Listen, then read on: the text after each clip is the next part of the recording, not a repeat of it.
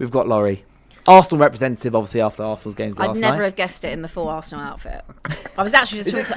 I was actually just talking about this. I was talking about this. I just came from another shoot, and I was saying that, like, as a fan base, like, I've never known another fan base to wear as much merch as your fan base does. Like, it's wild. There's a good reason. Do you not own other clothes? There's a good reason for that. Have you ever been to the Armoury? I have been to the Armoury. Armoury. Have you seen the selection there? Yeah, you're a fashion house. I thought, no disrespect to Liam Rosenior, because I want him to do well for reasons that we'll talk about later in the show.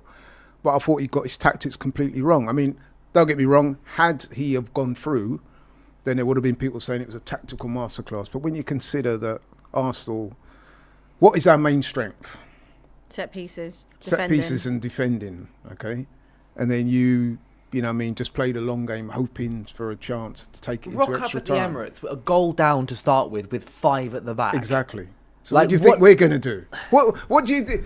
Arteta and the guys are probably thinking, oh, fine. Oh, is that what we're doing? Okay. It literally just played straight into like all your strengths. Like, I did see what Rosenior said after, and he said, you know, people can be very critical, like pundits and stuff, and, you know, they can have a go and us and say, well, if we'd have had a go in the game and left ourselves really open, like then. Paul Merson, by the way, I don't know if anyone watched the ITV commentary over the Sky commentary. Paul Merson was livid at Rosenior.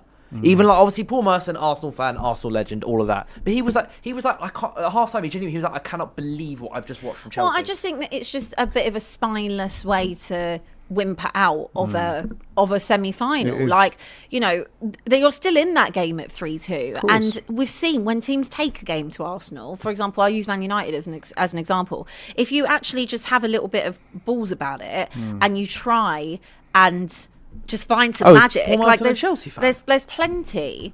Yeah, I think he was originally a Chelsea. I know he's born in Northwest London. I always thought he was an Arsenal fan. No. Paul Merson is a lifelong Chelsea fan. In fact, he often states, despite his legendary status as an Arsenal player. I did not know that. I always thought he was Chelsea. I didn't know that. Arsenal. Thank you, comments. Yeah, I just think that, like, you got to take a game to Arsenal, or just in general, you're in a semi-final. I would rather go out having a go than go out in the way that Chelsea did. And I think it's really disappointing, like, with the quality that there is quality in Chelsea. And you saw from the first leg that you can give Arsenal a game. Like, why does that, like, if it's not a Stamford Bridge, you don't want to be up for the game. Waiting like, so long to bring on Esteban. It just was very strange for me. And it was kind of like 2 hours of my life I'll never get back. And I must admit, as an Arsenal fan, I was pleasantly surprised. I'm sure. I thought, oh, right, so you're not going for it.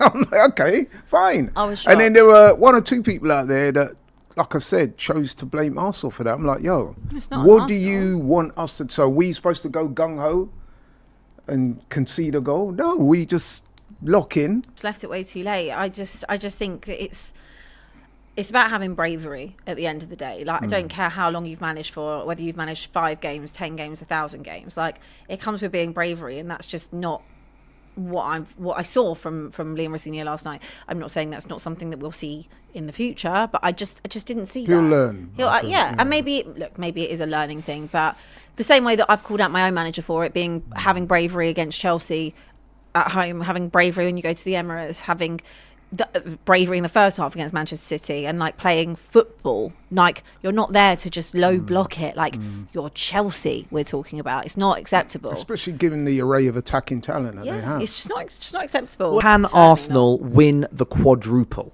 this season? I'll let Abby go first. I'll be interested because Abby's on the thumbnail. Cheers. Ladies first. Is it possible? I mean, or do you not think possible, Dylan? I could grow wings and fly. I'd put a wager that you can't. Watch me. Go on then. Watch me. Can they win the quadruple? I mean, yeah, it's possible. I don't for a second think they will. I think that, look, Arsenal are a very good side, especially defensively, especially on set pieces.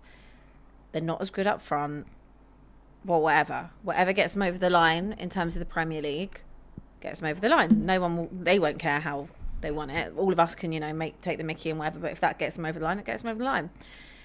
I think that with Arsenal,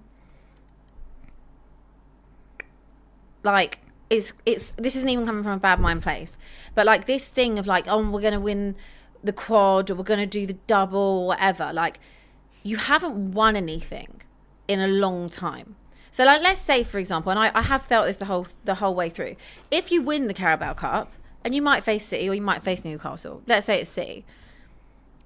If you get over the line in that breeds a winning mentality, which is what I've always questioned you on, because you haven't got over the line. And your mentality, I think, at times has let you down. So if you win the Carabao Cup, that obviously gives you a massive booster to then go on. However, if you didn't win it, then that can send it the other way. I also feel like as games go on, I expect you to win the league at this point, by the way. I still think there might be a few twists and turns, but I expect you to win the league. Let's say that, I don't know, City are within 3 points of you, hypothetically, or Villa, and you're in the semi-finals of Champions League. I just wonder if if the mentality can be on both as strongly at the same time, and if something will give, you know.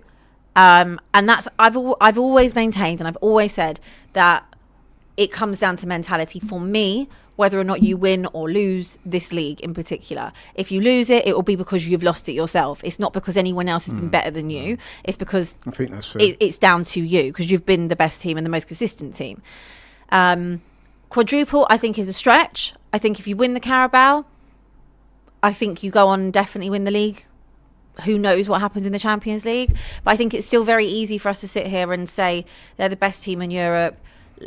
If we were doing that, for example, by like a standard point in the Champions League, I watched you play PSG last year in like the October time, and you know, you tore them apart, won very convincingly. PSG go on to win the Champions League. So I think that you cannot discount at this stage, like where before we've even got into like knockouts, Bayern. I know you've beat them, but it's different. Like, I think you know, I think you have to wait and see like what happens with Barca, or what happens with Madrid, or what happens with, you know, teams that have got that pedigree and nous of how to win big trophies like that.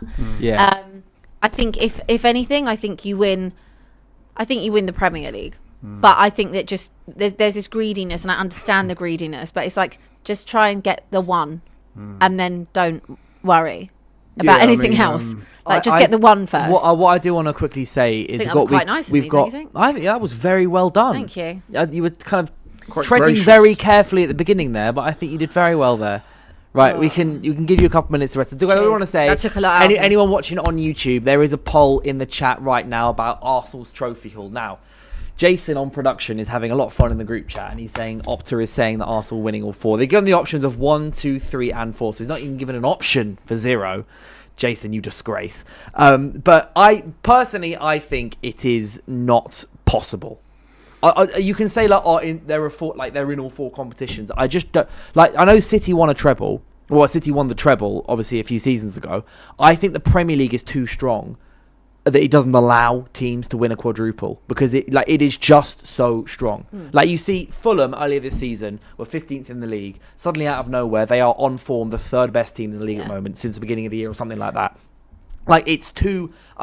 Bournemouth were great and then shockingly bad, and then now they're back on the way back. Like, Aston Villa had a horrible start and then won 10 games in a row. I think the Premier League is too hard to play in, to then give enough respite to then go on the other competitions without games sacrificing come thick and something. fast, and obviously Big you've got time. you've got pretty healthy squad at the minute. And I'm not saying that's going to change, but if you are still deep in all competitions, like, you don't know, like, things can happen all the time. In terms of injury, I lost, I lost 4 players in a week last week. I mean, we already had 10, and now it's 14. So things can happen, and I always feel with you. I know you've gone through periods where you've missed Gabriel, or you've missed Saliba, or you've missed Rice for maybe like a couple games, not loads and loads of time, like max like a month.